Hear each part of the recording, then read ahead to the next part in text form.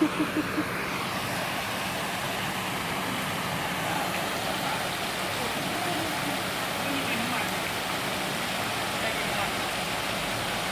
AB ไหมอ่ะดิน AB มีไหม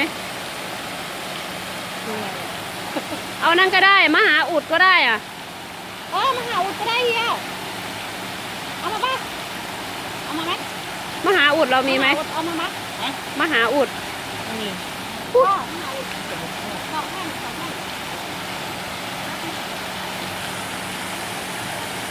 ในเมื่อมันคุยกันยากก็อุดมันไปเลย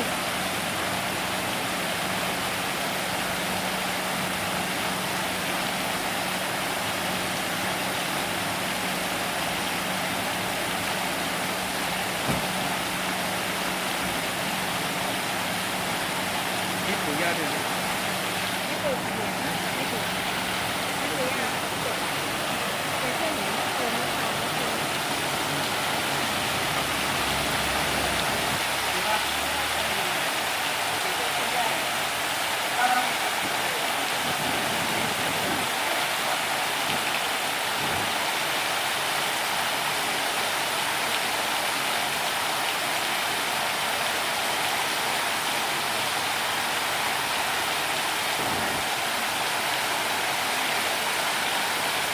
เสร็จยังเสร็จแล้วเอาบันไดออกมา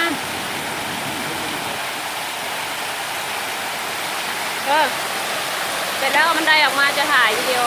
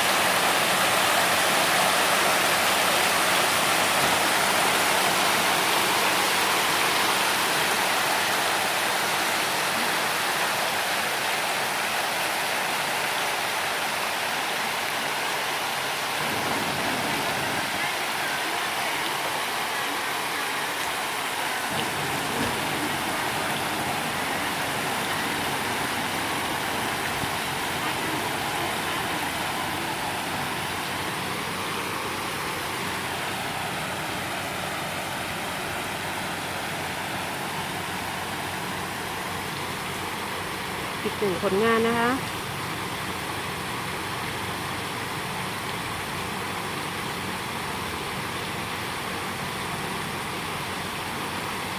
ผลงานจากทีมพรอำนวยค่ะสนใจติดต่อได้ที่ 0804549219 เรารับผลิตงานปั้นทั้งนอกและในสถานที่นะคะ